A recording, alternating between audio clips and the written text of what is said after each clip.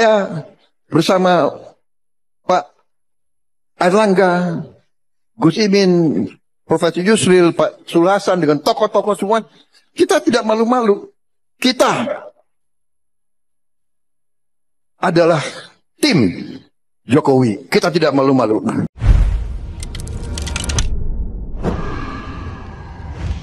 Assalamualaikum warahmatullahi wabarakatuh. Waalaikumsalam warahmatullahi wabarakatuh. Alhamdulillah wa syukurillah wa nikmatillah la haula wa la quwata illa billah. Pemirsa, kita jumpa di acara Dibacain Berita. Ini ada kembaran Bung Alfian dengan Bung Kameramen. Mau kemana kembaran ini? Kemana-mana Bung Alfian. Nah Bung Alfian, alhamdulillah hari ini bisa kembali syuting kembali Bung Alfian. Ini ada berita dari Liputan 6. Pesan AHY ke Prabowo. Lanjutkan pembangunan SBY Jokowi dan lakukan perubahan. Wah, ini agak-agak maruk nih Bung Alfian. Pertama, lanjutkan pembangunan SBY dan Jokowi, kemudian lakukan perubahan. Jadi, apa yang bisa Bung Alfian sampaikan sedikit atau spill-spill ya buat masyarakat tentang ngambeknya Demokrat yang akhirnya berlabuh ke Prabowo, Bung Alfian? Silakan. Bismillahirrahmanirrahim. Menurut saya ketika ada orang yang kerjanya berpindah-pindah dengan psikologikal ngambek, ya itu tetap akan harus dibaca, patut diduga, patut diprediksi bahwa sikap ini akan berulang di beberapa sesi yang lain, di beberapa situasi yang lain. Iya. Dan pernyataan melanjutkan pembangunan SBY Jokowi atau Prabowo SBY ataupun apapun namanya, menurut saya ini merupakan sebuah hal yang perlu kita evaluasi, karena sesungguhnya kita sudah sampai pada titik ini, kita mengalami kehancuran yang sangat serius. Ya. Hancur yang pertama adalah hancur moral dan mental berbangsa dan negara, karena korupsi semua orang tahu yang digarap oleh aparat itu hanya yang tingkat recehan, yang triliun-triliunan hampir tidak terdengar termasuk pihak-pihak terkait. Yang kedua, bahwa kita tidak memungkinkan untuk membiarkan sebuah titik koma yang intinya adalah penindasan, kezaliman, dan keculasan dalam tata kelola negara yang dilakukan dengan cara berhutang yang sangat mengerikan.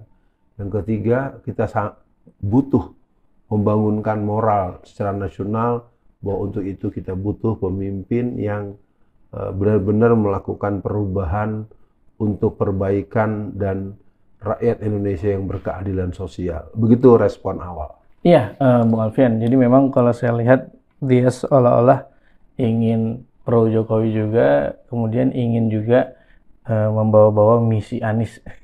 Mungkin untuk memancing pendukung Anies juga, Bung Alfian. Nah, tapi Bung Alfian, yang unik ada lagi nih kan Bung Alfian.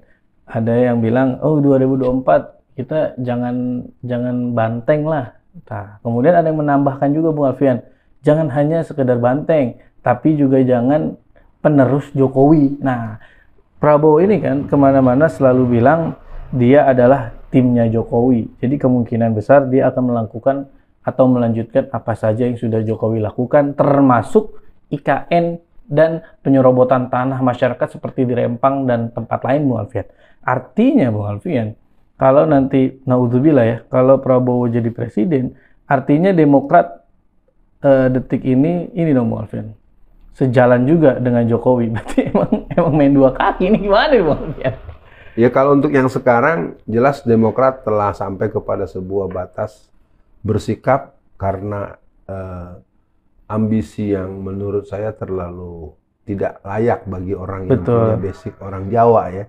Orang Jawa tuh biasanya nggak suka begini, ini kan terlalu telanjang ya, bahwa lo ngambek, abis ngambek lo berbalik. Padahal kalau kita mau tonton ulang video-video TikTok yang dibuat oleh Partai Demokrat, silahkan sajalah dinilai oleh para pemirsa seperti apa itu pandangan-pandangan yang sangat menunjukkan kejernihan analisis, kepedulian terhadap ketidakadilan, keinginan adanya perubahan tanpa reserve.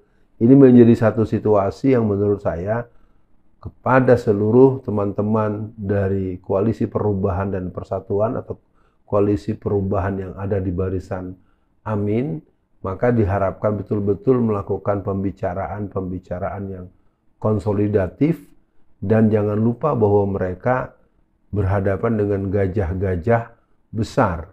Ada gajah bengkak, ada gajah fulus, ada gajah sadis, ada gajah serem, ada gajah gajah duduk, ada gajah geluduk, ada ya. Jadi ini terus terang isu ya, Bung Kameramen, bahwa akan ada penggabungan Prabowo dengan seseorang yang katanya sudah diarahkan dengan meminta waktu 1 bulan. Iya. 1 bulan dulu dilihat gitu. Lalu pertanyaan saya, itu perubahan dari 40 tahun ke 35 tahun itu buat apa gitu kan ya. Itu kan juga lucu. Jadi sekali lagi buat pemirsa, saya Alfian Tanjung mengajak mari tetap semangat, tetap energik, tetap gembira, dan tetap teliti melihat perkembangan. Teliti sebelum membeli, teliti sebelum mencoblos, teliti jangan mau dicurangin lagi. Gitu Bung Kameramen. Iya, Bung Alfian. Kok saya menangkap Demokrat ini, saya duga ya Bung Alfian, munafik Bung Alfian. Kan dia kan bilangnya mau juga ada perubahan Bung Alfian. Lah, kalau mau perubahan kenapa mendukung penerus Jokowi? Kenapa Bung Alfian saya tanya begitu? Kembali, karena kalau Bung Alfian ingat, statement kerasnya Luhut, udahlah calon presiden nggak usah bahas-bahas perubahan. Artinya dia nggak mau kan Bung Alfian agenda jahatnya diganggu lah istilahnya gitu. Kemudian kalau Bung Alfian ingat juga, Jokowi itu pernah berpidato, udah kita nggak usah bahas perubahan, kita sekarang sudah SMA lah anggapannya. Masa nanti ganti presiden kita dari SD lagi. Nah ini kan unik nih Bung Alfian, Demokrat kelakuannya menurut saya. Jadi dia satu sisi seolah-olah ingin perubahan, tapi mendukung penerus Jokowi. Ini mah sama aja nyengsarain rakyat lagi. Gimana Bung Alfian pendapatnya? Ya sekali lagi buat seluruh warga Demokrat, Anda juga punya keberbolehan untuk terus maju menjadi caleg, ya, caleg gitu ya. Tapi bolehlah saya mengetuk hati warga Demokrat di seluruh Indonesia, maju calegnya, presidennya Anies Baswedan. Gitu. Saya pikir itu juga terjadi beberapa partai yang lain juga cukup dominan ya. Saya sebutlah misalnya P3. Sehebat apapun permainan yang dimainkan oleh petinggi-petingginya kan jelas itu. Bagaimana dengan pongahnya PDIP bilang kalau mau cabut aja. Karena kan sesungguhnya P3 itu cuma kepalanya doang, lokomotifnya doang, gerbongnya mah ke tempat lain. Nah ini saya pikir pada warga Demokrat, mari membangun kesadaran. Anda jangan mengalahkan hati nurani Anda jangan mengalahkan akal sehat Anda.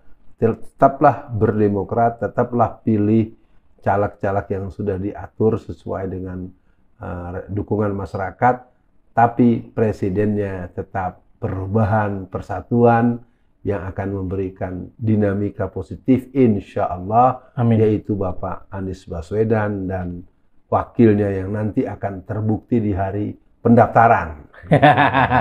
Bener Bung Alfian. Nah Bung Alfian, untuk akhir sesi kali ini, kalau saya rasa lah ya Bung Alfian, sudah banyak orang yang melek politik juga, jadi dia bisa dibilang Bung Alfian ya, berita tentang Demokrat ke Prabowo tidak terlalu ramai juga, dalam artian orang kayak, ini ketahuan pengen tiket wapres gitu Bung Alfian kira-kira.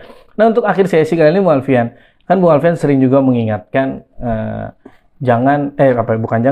pilihlah partai-partai Islam, caleg-caleg Islam. Nah tapi Bung Alfian untuk akhir sesi ini, saya mau sedikit komplain Bung Alfian. Karena kan ada beberapa partai Islam yang mendukung penerus Jokowi. Nah ini kan repot Bung Alfian. Jadi jangan sampai dia hanya berpegangan yang penting partai Islam, tapi menggolkan agendanya Jokowi seperti IKN, nanti kereta cepat ada wacana juga kan mau sampai ke Surabaya. Ya Allah Bung Alfian, ini negara jadi apa nih, bisa dijual terus nih Bung Alfian. Silakan untuk closing statement. Iya, saya tetap ingin merespon komplain tadi dengan bahasa asli yang ada dalam kerangka berpikir saya. Bahwasannya hal yang berhubungan dengan partai Islam adalah partai Islam yang menjiwai Islam dengan agenda program asasnya Islam, programnya Islam, tujuannya Islam, dan tidak mengganggu jiwa keislaman kita untuk memilih Pak Anies Baswedan. Saya nyatakan pengalaman Pilkada DKI Jakarta telah membuktikan, termasuk insya Allah di partai-partai lain selain P3 yang bergabung kemana, insya Allah kepalanya doang, jangan-jangan hidungnya doang, ya. Leher ke bawahnya insya Allah akan menjadi penyelamat negara kita. Nah, kemudian tentang bagaimana partai nasionalis juga sama. Untuk partai nasionalis saya ingin kita bertemu di diagram Venn, amin. Diagram Venn, amin. Kalau kita bicara matematika itu nanti begini. Nah, ini masing-masing begini. Nah, nanti kita perlebar saja irisannya. Dan irisan di sininya Anies Baswedan dengan calon yang nanti akan kita lihat di hari pendaftaran gitu ya. Jadi mungkin sementara begitu. Jadi sekali lagi sebagai penutup, bahwa dari saya sebagai orang yang lama berkiprah di politik praktis, kemenangan Anies Baswedan sebagai presiden 2024-2029 pastinya adalah hanya karena pertolongan Allah Subhanahu wa Ta'ala. Hal-hal lain yang perlu kita lakukan adalah membuat kepatutan, paling tidak secara nilai tauhid, nilai keyakinan kita, mari kita perkuat fitrah insaniyah kita dan kita terima titah ilahiyah. Dan yang jelas, politik adalah perang tanpa senjata. Persiapkan semuanya dan kemenangan adalah sebuah kepastian bagi yang punya cita-cita merebut kemenangan. Assalamualaikum warahmatullahi wabarakatuh.